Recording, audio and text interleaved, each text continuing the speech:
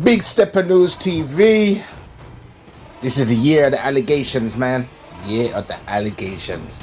Wack 100 brings SKG to Clubhouse. Talk about the trauma that she's been through with Big U, putting her hands on her, nearly killing her, blackballing her out of the game.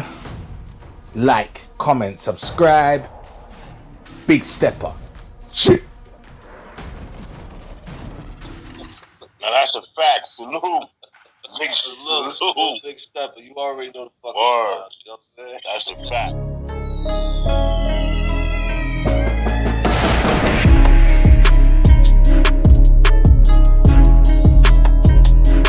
The truth shall set you free.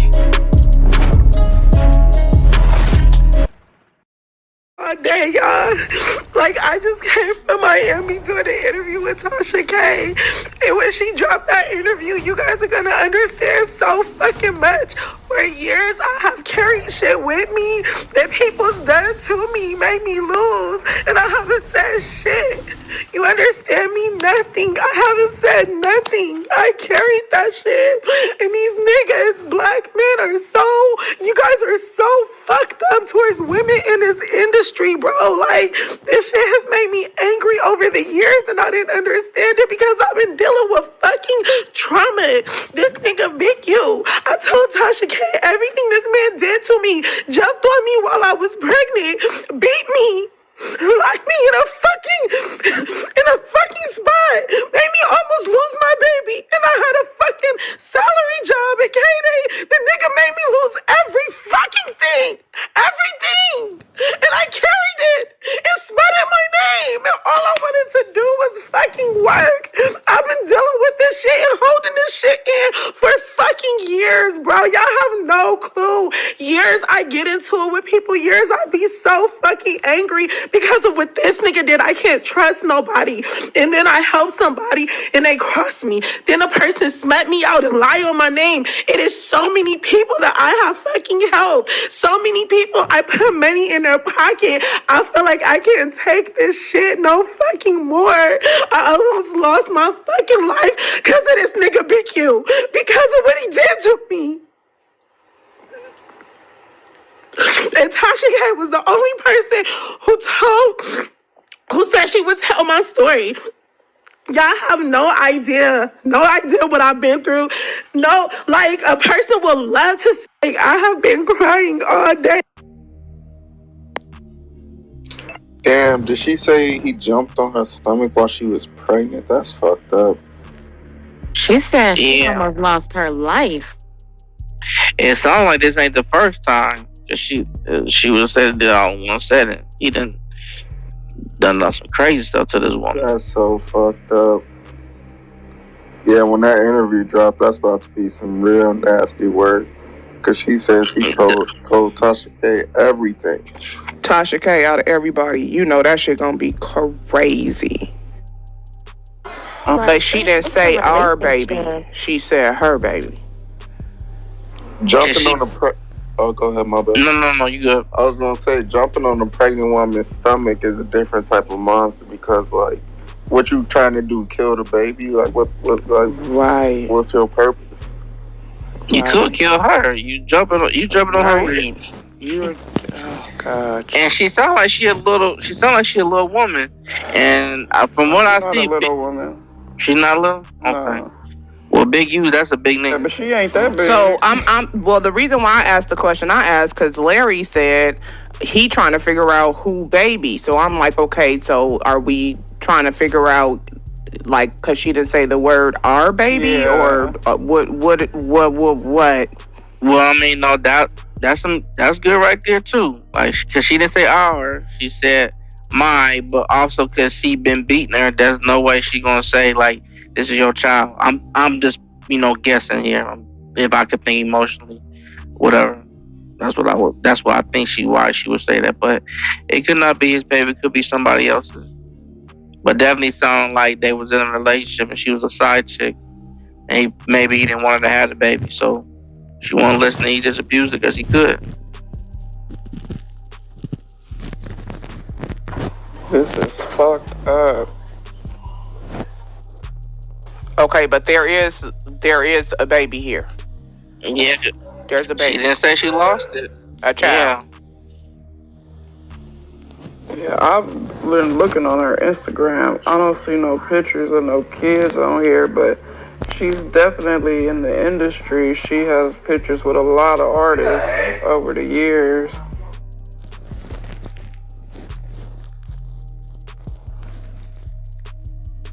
What's her name? It's HELECIACHOYCE. The link's still at the top too, Larry. I didn't even see.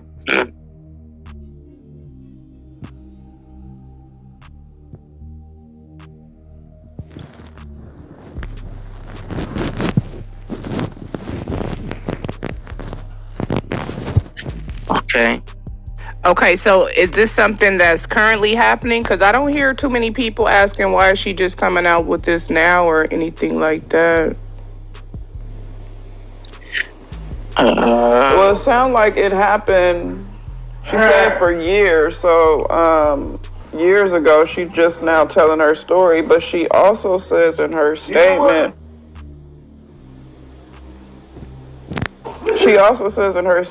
that he been bullying her and blackballing her. So maybe Tasha K is the only one that was willing to tell her story. But most don't. She must have been argumentative, confrontational, combative. Bro, this is what I'm telling you. This shit crazy. Another nigga. That would have been her talking about me. Oh boy, they gonna be trying to call for your corporate backing. Crazy. You cringe because she R&B cringe. And try to play the cancel card, Brock, like we saw yesterday. Exactly. I saw you cringe. That's fucked up. Nah, that shit, like on some real shit, you could feel that pain in that woman's voice. You could tell that ain't no acting. Phil, you can hear how she talk. She'd have to be a hell of an actress to pull some shit off like that. You can't fake them swollen eyes. She been crying for a minute. Yeah, she was crying when she was talking on the phone. It just started pouring out. Couple took his account too. They don't trust Virgil anymore. Wack, she say she own. Is it his fault? What? She say she own. Is it fireworks? I see. What's her name, R&B? That's what she said. I got her. I pulled her up. I just invited her. Tell her press the invite at the bottom. Her name SKG at the bottom. There she go. Yeah, she on stage. Unmute your mic at the bottom right, SKG. Press that mute button to the bottom right on your stage.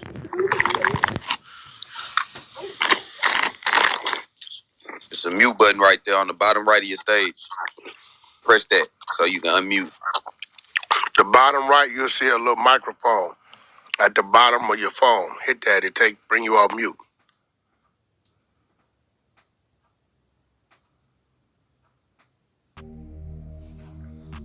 Hello. There you go. So, I've been knowing this lady for a very long time. I don't know, 15 years, probably more than that. And I was just disturbed because I called her on the phone. Y'all heard me get this link. It's crazy. My little homegirl, Chrissy, sent me the link. And she just informed me she don't know you. Somebody sent it to her, but you and her the same.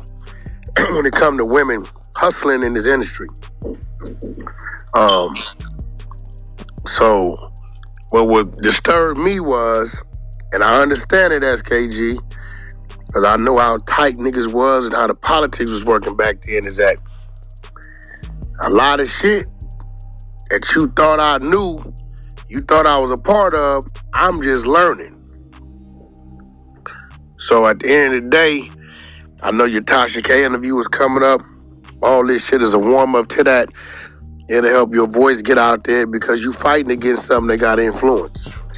You know what I'm saying? So at the end of the day, what's right is right, what's wrong is wrong. We listen to the clip. Yo, audio, y'all got the clip up top? Yep. Play the clip so the people will hear the clip, and then y'all can kind of ask her to see what's going on. Just mute up.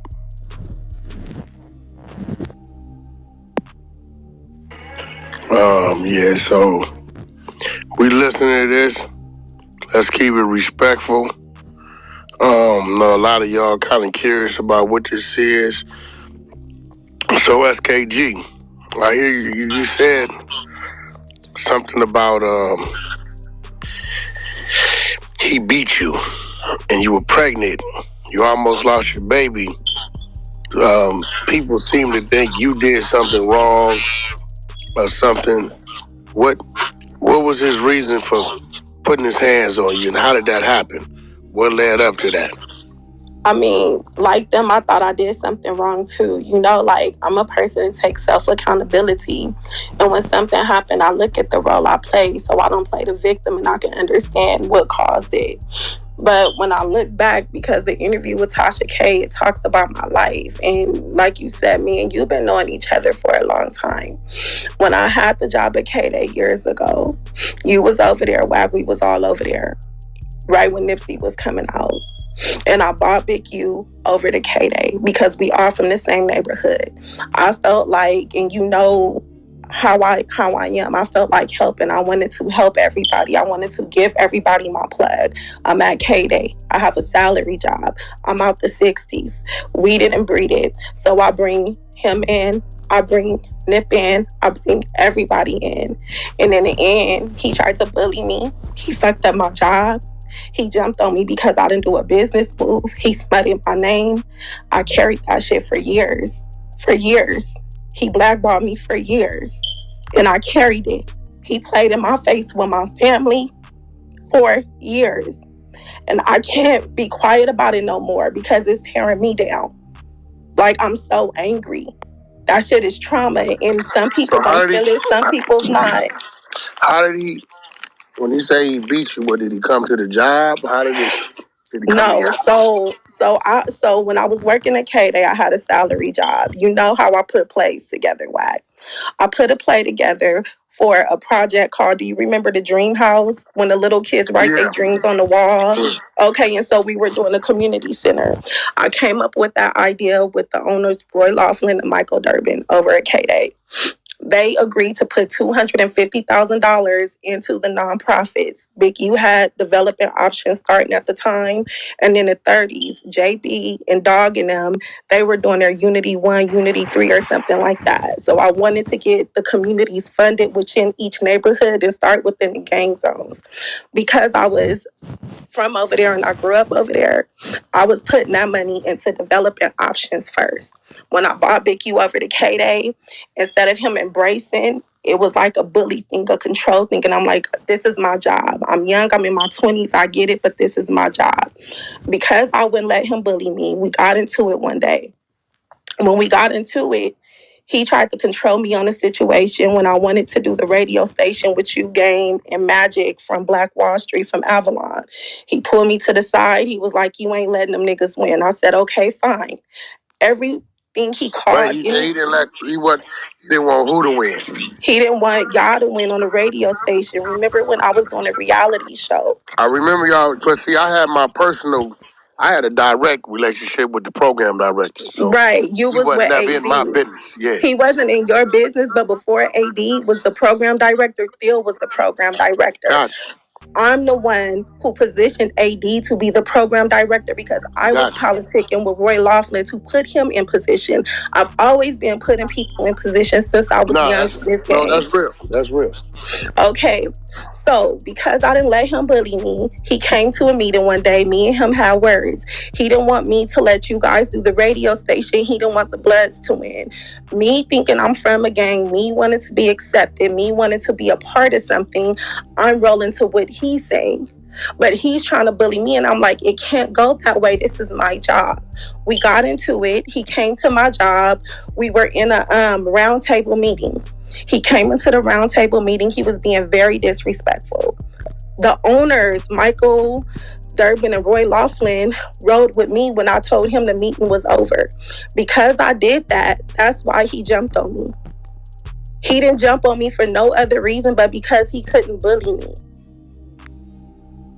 So how did he jump on you? Did he do it at the job place? He came to your house? No, No, you remember when I was working Nipsey shit. So, me and Nip was locked in.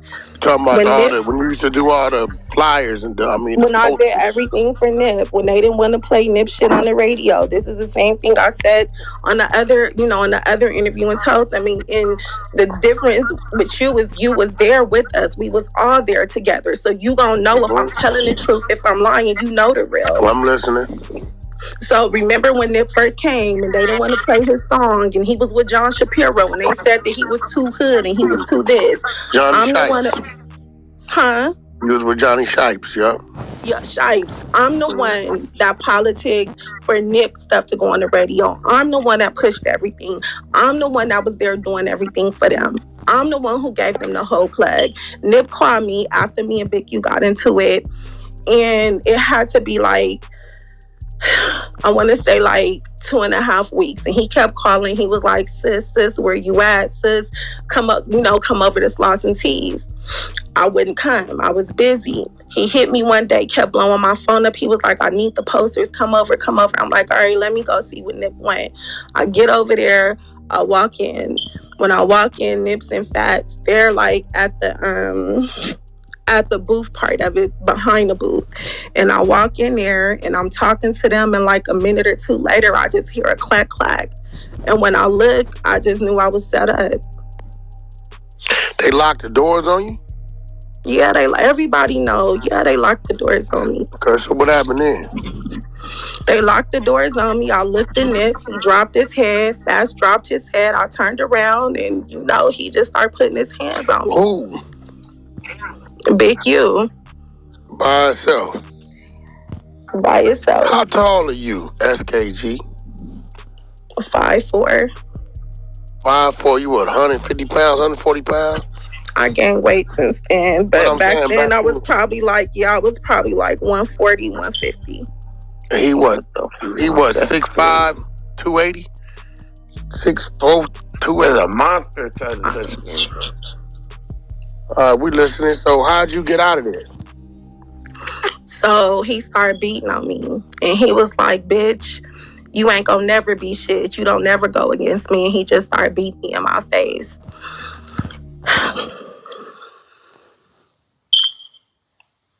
While he beat me in my face, I started crying. He talking shit. He hit me. I said, why you want to hit on me? Why you beating on me? Because I want to be something? Because I don't want to walk up and down Crenshaw and Slauson because I'm trying to make something of myself? Why you putting your hands on me? Nobody in there helped me. Nobody in there saved me. He jumped on the phone. He was like, call the homegirls. This bitch about to get DP'd. I said, for what? What are you putting your hands on me? I don't care about the DP. Wack, a squabble to me is nothing, but why are you putting your hands on me? And I guess I kept talking, and then he unlocked the spot door. He started feeling bad, and he was like, let her go. I'm like, no, you don't beat on me for no reason. Call a DP on me. And then, you know what I'm saying? Like, humiliate me. And so I locked it back. So he was on some gangbang shit with a female at the time. Why he just didn't have the females do it? I don't know. So after that, what happened? So after that, I went on BG and I took like 3 phases back to back. But before I took the phase, this guy came up and he was like, where's the 10,000? Where's the 10,000 you stole from him? Where's the money you stole from him? And I'm like, what are you talking about? What 10,000? So the only way he can justify what he did to me, he couldn't tell the real story. He couldn't bully me, and it was a business move. It was my job that I worked for. I was a young girl, a job that I worked for. Being from Crenshaw and Slauson, mom on drugs, father in the pen, I got myself out of there. I earned that position and bought the man to help. He couldn't tell the real. Instead, he said I stole some money and I never took nothing from him. Never. And I carried that shit. And all I can remember is when that nigga was putting his hands on me, how he said, bitch, I'm gonna make sure you never be nothing. I never took nothing from him, never. So then the doors started closing. Every time you went to do something, get something done. Every fucking time, Wack, every time. I carry that burden for years, but I keep hustling. Every time. So you kind of had to go underground, reinvent yourself. I have to go to therapy because I have a generational family from over there and I hate them. I hate everything they stand for. Since I was a little girl, I had a hard life with them people, from selling drugs to my mama, everything. Like, they such snakes. And niggas know what he did. It's not a secret. The streets know when it happened. They called from the pen. Baby Psych from 60s called. Capone called. Them niggas called. They know what he did to me. It's not a secret. It's not nothing I'm making up. Everybody in the streets know.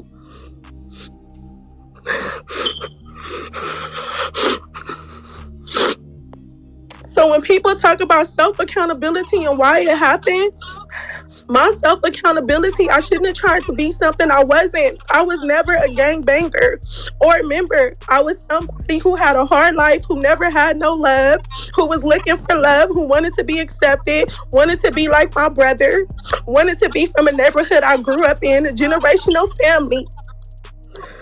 Nothing but pain came from up there.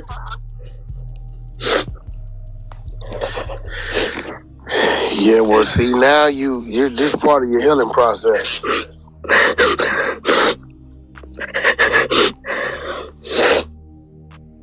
That's what this is. No, it's not. Not right now, Wack, because I've been through too much. This nigga has blackballed me, lied on my name. You don't even have a clue. You have no fucking clue. Nobody does except for my close friends that I cry to. So, since then, you've been trying to get the other business done, and every time it's a roadblock. It's a roadblock. You know, he's shutting it down. It is a roadblock even after that, because that's where self-accountability come in. And if you a young girl and you from the neighborhood, me, I've been in foster home, group home, juvenile halls, camp programs. Both of my parents was on drugs, never been loved. So any type of love I try to hold on and latch on to. So then you go back to, well, maybe I fucked up. Maybe I deserved it. Maybe I did this and that's why he did that. It's a mind thing. You know what I'm saying? So even after that, he apologized to me in 2014. And then that's when the hood politics come in place. Then we got into it again. And I'm like, that's it. It's no love. You violated me to the utmost. Then I start looking at myself, well, you the problem. Because why you allowing somebody to do this to you for you to be accepted or fit in from a place that never accepted nor loved you and gave you nothing but fucking trauma?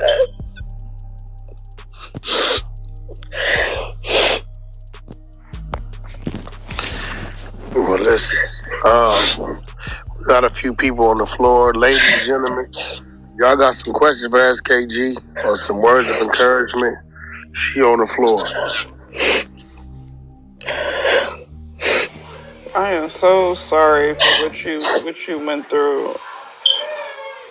What are you doing now as far as work? I saw that you had a couple of songs out. Are you an artist too? I built myself up. As much as he tried to blackball me, I kept working. I got film deals. I got over 30 films I placed on Tubi, Hulu, Netflix. I have film projects coming out next year. I work hard. I'm still doing my music. I have my consulting company. I have my podcast company. So no, I kept working, but it was just hurdles because of him. It was hurdles because I didn't tell my story. It was hurdles because I let people believe what he said.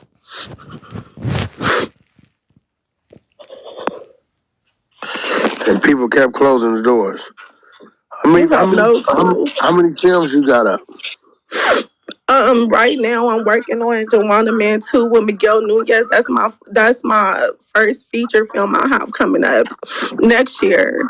And I got like over 40 titles, 30 to 40 titles on the streaming platforms. Gotcha. You got some type of rights to them where you can move them around, or they exclusive? Some is non-exclusive and some is exclusive, but I got my documentary about, being on Death Row Records that's about to drop. So I got some stuff in the chamber that's about to come out. Okay. And we got a platform that we about to launch next month, so, can't nobody blackball you with me. So, Send me the titles of what you got. Let me take it over there and shop it. Try to get you some placement for it. Yeah, this is crazy. What bothered me the most is you really thought that I knew. Like I ain't know none of this shit. When it came to developing options, I wrote a couple checks to help the kids with the football equipment or graffiti removal or something, but outside of that. So he got mad when the check for $250,000 that he felt like you had control of, when it didn't go to him, it went to the Harlem area. I didn't even get it. I didn't even get it to the Harlem area. I lost everything, Wack. You gotta understand, I was making damn near $10,000 a month at K-Day. I had me a condo in the valley, just bought me 2 cars. I'm in my 20s with 2 kids doing the damn thing. When that happened to me, when he did that to me, I lost everything. My job, everything. My salary job that I worked hard for, I lost everything. That's crazy. That's crazy. And he made it a point to, did he ever let up? Or he did enough damage to where nobody would fuck with you? It was enough damage, I think, to where people just didn't want to fuck with me. But I hustled so hard that they didn't have a choice. Like, I just created my own lane, and then I created my own circle and my own deals, and I got to corporate myself, and it was something I wanted to do and I didn't know how to do. I research it, so I wouldn't even need a middleman. I equipped myself with enough knowledge to where I didn't need a middle person, and I can go directly to the source, and I think that helped me a lot along the way. I'm definitely sorry to hear that. SKG, I have a question for you. What gave you the courage to come forward? Like, why now? Why did you feel the urge to speak out? So I have a supportive friend group, right? I have friends that's in the industry, and it's so important to have a supportive circle. And these are girls that let me cry to them. I probably caught them the past couple of days just bawling my eyes out. I have my documentary, my Death Row documentary that's dropping. And when I went to go do the interview with Tasha K, I didn't want to talk about this particular incident.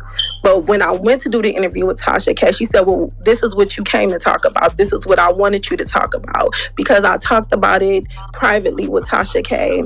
And I talked to my friends, and it was like, you know what? Tell your story. It happened to you.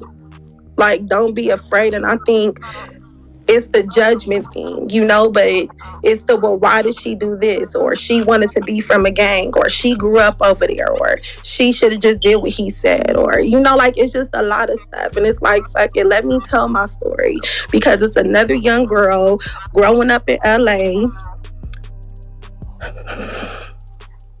Take your time. Take your time. You all right? You ain't got to rush nothing. It's another young girl in the trenches like I was. It's so hard for us, man. Especially if you come from where I come from and you feel like it's no hope, and you come from a fucked up family and you feel like you ain't got no love, and you come from them streets and you do everything to be accepted and to be a part of, and it's no love in the end. And it's like, why not share my story? Because I be so angry, and I fight, and I have this embedded anger. And this is shit that I think about. It's like we all have private battles that we fight. We be on social media, we do things, but privately we all go through stuff.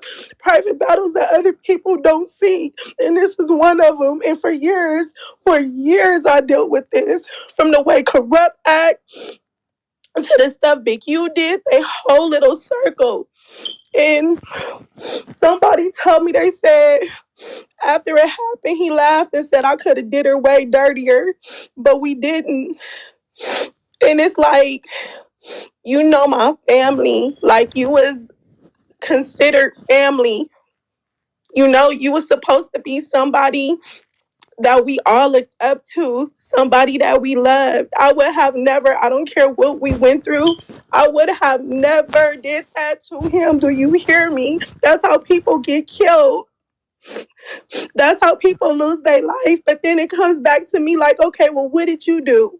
Why did you carry it like this? Or why was you talking smart? Or why was you saying this? But regardless, you're not supposed to do that to people that you're supposed to really care about and love. Why would you set me up? Why would you beat me? You know I'm pregnant. You didn't care. I damn near lost my baby. You didn't care. I still took some DPs. You didn't care. You smutted my name. You didn't care. You lied and blackballed me. You did not care. For years, I've been through shit and you still didn't care. You tore me down and built yourself up and you didn't give a fuck. So, for any females, because I know I'm authentic and I know I'm relatable, especially for females that come from where I come from females that come from the streets, group home, foster homes, juvenile hall camps, or just females who feel like they don't have no love. And I feel like if I was able to get through this shit, and I was able to really make something of myself, considering everything I've been through. If a female out there hear my story, then she'll be like, shit, I can do it too. If she did it, I can do it too. And I'm not saying it like I'm innocent, because I'm not innocent. I fumbled a lot, and there's people that I done stuff to, and you got to take self-accountability. But nobody, no female deserves that from no man. No female. You are absolutely right, and we celebrate you for your bravery and your courage to come forward. I also know that with you telling your story, that just gives others a voice who may feel like they're harboring things that may have happened to them in the past. And so I know that your story will give them the courage to be able to come forward as well. So I just want to commend you and celebrate you for your bravery and speaking up, and to tell you, you're absolutely right. It does not matter. You're a woman. That was a man. He is like twice your size. Like, you know what I mean? At that time, and I feel like it's total bullshit, right? Because when people realize that you don't have family that's fighting with you, then you become prey to them. And so I feel like that was the case with you. It wasn't, oh, you're just this bad person. Oh, I did wrong. No, you saw this woman who didn't really have the family to fight for her. You had a little influence and you abused that, and you didn't even have to. It's like right now, when I say I am like speechless and shaken to the core to hear something like this, it's almost like giving me flashbacks. So I just really want to encourage you to just keep moving forward. And I feel like when you come out and share stories like this, and there's so much conviction in your story, but there's also healing, that your future is going to be bright. Doors will start opening for you, and so I am really excited about seeing where this takes you. And I have one more question for you. As far as you speaking for now, what is it that you're looking for when it comes to like him taking accountability? Is there an apology that you want? You know what I mean? What would bring, is there, if anything, will anything bring you peace with this situation? I think just getting it off of me. I think just telling my side, when all this is off and people are just by themselves and they gotta face their demons in the dark and what they do at night when we lay our head on the pillow, he know what it is. He know what he did. He know I'm telling 100% the truth. He know. And it would be good for him to take self-accountability and tell the real and tell the truth and tell what he did. Absolutely. Hey, I wanted to ask you just a follow-up question off of that. Even if he wasn't to take accountability, do you believe that the community should hold him accountable, since he puts on, like a facade for the community that he's a great guy and interested in helping others? Are you talking about the community over there? In general, like that area, pretty much anyone who bigs him up for, portraying that he helps the people in his area. You know, whether they do or they don't, it don't even matter to me. My main thing is to make sure that I get this off me and I can heal the best way I can, because I have 2 daughters and I never want them to go through nothing like this or feel like nobody's going to help them or have their back. If the community holds him responsible, so be it. If they don't, so be it. Yeah, that's just crazy as hell to me, because when you said the first part about him beating you while you were pregnant, that's already horrible within itself. But then having you DP'd by 3 other women and they know you're pregnant as well, like that's crazy as shit. Yeah, but I mean, to you it's crazy, right? But to someone who's a part of a gangbang culture, and Wack can talk about this as well, probably not on a man to a woman side, but just females in general, we condone it. We condone the animalistic behavior, things like that, to where it's nothing, because they all knew I was pregnant.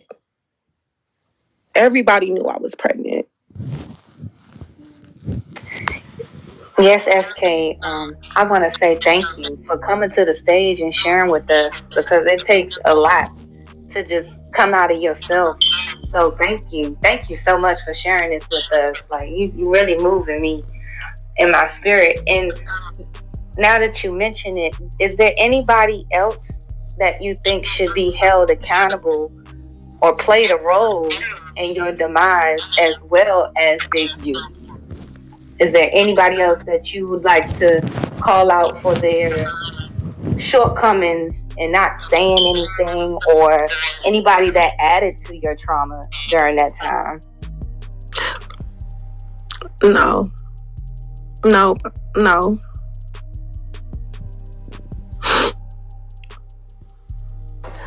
Was that the only incident that you had with him like that? In regards to that time, yeah, the time after that, like I said, is when I had I did a deal with Live Nation. I had a tour I was starting called the Still Smoking Tour. And so after that deal happened, after that incident happened, some time passed. And that's when I said, I forgave him for that, because it was but what did I do? It was my fault, this, that, and the third. So now we're going to 2014. I had a deal on the table with Live Nation, and Wack AD also helped me put this deal together. And AD know about this too. And me and Big U was working together on this deal. The difference with Big U is this: he could call somebody and pick up the phone and say, I need you to do this. He doesn't have to pay anything. I don't have that luxury to do that. If I want somebody to do something, I have to pay them. I don't have the muscle to have someone do something for me just on the strength. So with the Still Smoking Tour we was putting together, we had Sugar Free, DJ Quick, Compton AV, Corrupt, and a few other people on the tab. Somebody had gave me $10,000 for their artist to be a part of the tour. Our overhead for that, I believe, was like $20,000. So I was still $10,000 in the hole. He found out that I got $10,000 for that. He told me I'm getting money on his name. I said, Big U, how? If our overhead is $20,000, you want me to give you this whole $10,000 that somebody gave me to be a part of the tour? We're gonna be back in a hole for $20,000. It doesn't make sense. So we got into it over that. He tried to shut down my tour. This time around, I wasn't going to let him put his hands on me, and I wasn't going to let him shut down my tour. So I got my burner and I stayed up there. My brother was flying in from Atlanta to make sure everything was good. He never came up there. I sold out the show, and I made Live Nation like $70,000 that night. And I ain't dealt with him never again. Good for you. Damn. Yeah, so damn, I know none of this is going on. I don't know where you was at, Wack. I thought, and the whole time, I thought you knew all this. Hell no. You gotta remember, if you think back, all Wack business, remember, they was reaching the Wack. Wack wasn't standing in line behind nobody, SKG. You know what I mean? Wack business was all direct. You think about all them shows me and bro did over there, me and AD did, it was Wack and AD. You know what I'm saying? It wasn't, I would put Snoop and Cube and Game and everybody else, he said the budgets, I went and got the talent, we worked the shows. How the West was one, Crush Groove, a few more we did. So Big U wasn't ever part of my business like that, and when it came to developing options, I just filled in the blanks when they was show money for the kids, you know, football helmets and cleats, shoulder pads and shit like that. Or I think it was like a continuation school over there somewhere. They used to do something and graffiti removal, like stuff like that. But hell no, I never had a 5013C. So, that wasn't my thing. So I wasn't involved in those conversations. But it seemed to me like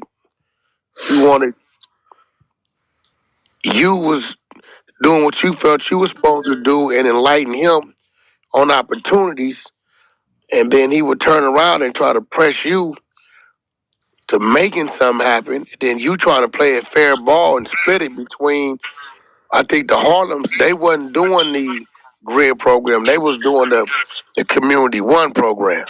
Right, the Unity 1 and 2 and Unity 3. One. Because Yeah, they Dev was doing a Dog from different program. Right, and Dog from Harlem, that was like my I love Dog, good person, love the community. And so him and JB was doing all type of stuff, but I think JB had went to jail. So I wanted to place that with Dog in them, but the goal for it wasn't just for the 30s and wasn't for the 60s, it was for everybody. But he wanted to keep it all to him. Right, but how I had it set up, it was gonna go to everybody, the Hoovers, the 40s, the Bloods, like it was for the kids to empower the community. So everything I did was to please him in a sense, but my vision was so much bigger. It wasn't just for this neighborhood, because how can you grow if you're just trying to feed one neighborhood? You gotta feed the city. You can't just focus on one place if you're able to get the bag and spread it. So my vision was different. It was unless you perpetrating like you for the city, but you really just for yourself. In so many words. And a lot of these people know in that city that when it comes to him, he just for himself in his area. He don't care about nothing else.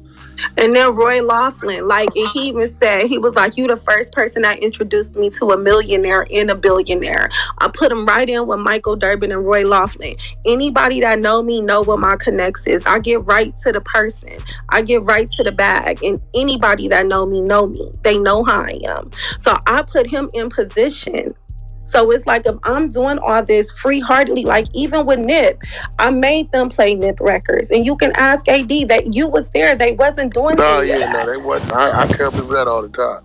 And it's easy to be on something when everybody is on that. When shit is popping, it's easy for everybody to jump on it. But it's hard to believe in somebody when the world don't see it, but you see it in them.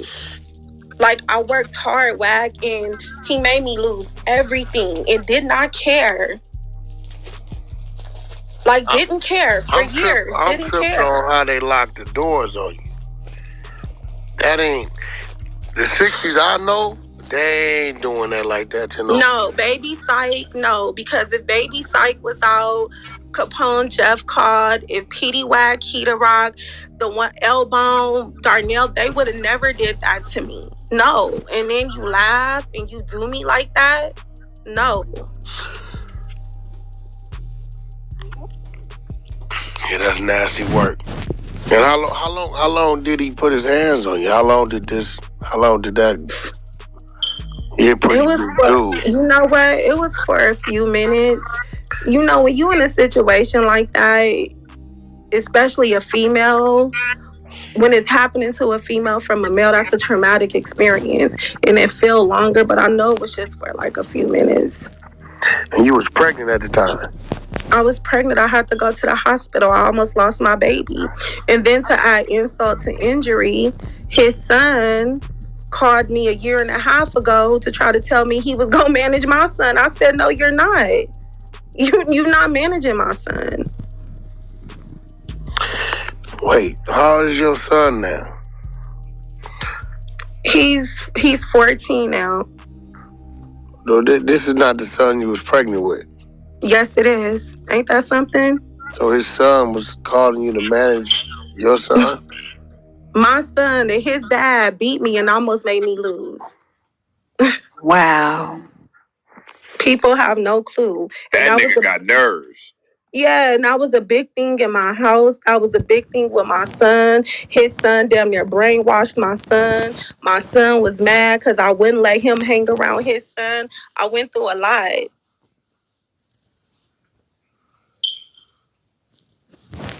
So let me ask you a question, because it was something that was a little disturbing you said. And I want you to speak freely, because I caught something. He told you you wasn't going to let the other side win or eat. Like, what exactly did he say? Because the Bloods and Paul Rules was looking out for dude, as you know. What exactly did he tell you? Okay, so you know me, Wack. You know I don't like to be in the politics, but this is my job. I know, but this is my job. So at the time when me, you, Big U, AD, everybody was up at K-Day. And I wanted to work with Game, and I was talking to you about working with Game, and Magic from Avalon would come up there. Me and Magic was talking about doing a podcast for Game and y'all, not a podcast, but a radio show for Game and y'all, because I was doing a reality show on K-Day, doing what the Breakfast Club was doing, but you know, way back then, the Breakfast Club wasn't around, so I would have been the first to do that. And so I had did a proposal for everything, like, okay, this is going to be super dope, you know, because Magic was like, we're going to be the first to do this. And so when he found out that I was doing it with you guys, he was like, you ain't let no slob niggas win. Those was the words. And because I wanted to be accepted, because I thought I was from a place I'm not a gangbanger, but at that time, that's what I wanted to be. Yeah, you fell in line. I fell in line. What was crazy is that he got a lot of support from the homies. A lot. When he got out and went back to jail, right? That was Suge Knight paid for that attorney. You know what I'm saying? And then I even think, even with Suge, like he tried, like I talked to Suge recently, but even with Suge, like he tried to smut me with Suge, like he just tried to smut me with so many people. And it's like, I've never told publicly what you did to me. I just kept quiet and let you tell the version of me that you wanted to tell. And so people think is, oh, well, she's into it with Big U, we can't mess with her. And that was the play for years. Yeah, that's crazy. Yeah, that's crazy. Well, listen, when is the Tasha K interview supposed to drop? I'm not sure. She said this month, though. All right, well, we definitely gonna preview it over here. Anything that's said on these stages, I got a media team down there. You on the 100 side of the Clubhouse app. So we're definitely gonna get out to about 15, 20 different platforms, and you know, your voice will definitely be heard. Don't be a stranger. You know, you want to come back, promote something, talk about something. We're open 24 hours, 7 days a week. The 100 side, how I got it structured. So it's always a room open. Those of y'all on the floor, y'all follow her profile. So whenever you see SKG pop in, y'all make sure y'all pull her up.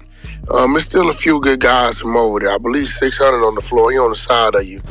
I don't know if you've been paying attention, but 600's been, he's been doing his part with exposing what's real and what ain't over there. Can I say something? You know, like I have no good memories over there from losing my family, like just everything. I have no good memories. I really don't want to deal with nobody from over there. I have no good memories from over there. I got you, but you know, what I'm just saying is, Good dude. He's a professional boxer. I've been to about 15 of his fights. He tied to the righteous people over there. You know S-Mac and Big D, cats like that. I don't that. talk to none of them. S-Mac, that was my brother, best friend. S-Mac ain't never helped me. Big D ain't never helped me. Who helped me was Keita Rock. None of them never, like, people get so caught up in names. Wack, I've been hustling for years. Show me a female from over there or from any of these cities in LA where men have helped and uplifted us. If you, even on the rap scene, if you look at New York, the South, look how they females is winning. LA females, we go through so much. Y'all go through a lot, but I will helped me. tell you this, SKG.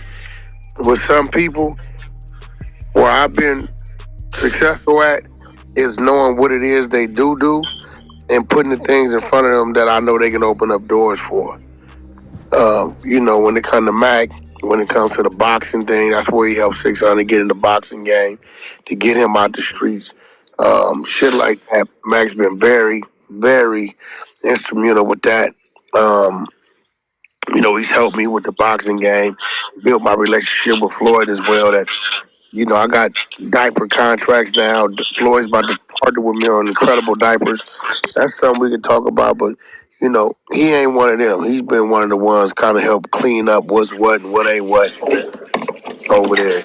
So, he the first one I seen like him that wasn't scared to speak out against certain shit. I don't know if he been paying attention, but if you go to YouTube and put up 600, you see what I'm talking about. 600, that's SKG. I've been knowing her for shit since she been, I don't know how old are you? I've been like 15, probably longer than that. Like, you've been knowing me for like 20 years. 20 years, for like 20 years. So Yeah, I can't knock her for whatever type of bad experiences she had, because I mean, like I said, I was just first of all, it's a pleasure to meet you, and I'm sorry. Likewise. How the story, how we got to be introduced to you, but yeah, I was just I saw the little clip, you know what I'm saying. I did a little feedback on it, you know what I'm saying. And, but like I say, I can't knock you for the experiences you had, you know what I'm saying, because it's just like, if somebody was to run into somebody of a different race, and mentally they're gonna blame that whole race for a bad incident, and it's just natural, you know what I'm saying. So, but like I say, it's good people, you know what I'm saying, from certain areas and certain walks and creeds of life, you know what I'm saying. But and you'll see as you go through life that everybody can't be held to one thing, but no, it's a few of us, you know what I'm saying, who still follow the rules, you know what I'm saying, and do got integrity, you know what I'm saying. So I just want to say that out there, you know what I'm saying, put that out there right quick, you know. Yeah. Yeah. Yeah, so look, SKG, I'm happy you pulled up. You're welcome to stay. It's 24/7 over here. You got any products you need to promote? R&B was the one question you earlier. That's the queen of the 100 side. She up top. All y'all follow her page. I helped build this shit along with my team. There's a whole lot of us over here. We got like 15, 16 rooms. We structured. It's an operation, and we never shut down. So you bored, got a long drive, need to kill some time, chilling at home, tired of watching reruns. You can always come on the Clubhouse app to the 100 side and chime in, be part of the conversation. I know you can definitely. Well, damn. If Big U did that, that's fucked up. SKG, she came to the right platform. Wack gonna sort her out. Gonna make sure she's straight. Gonna make sure she's right. If you enjoyed the content, like, comment, subscribe. Big stepper. Shit.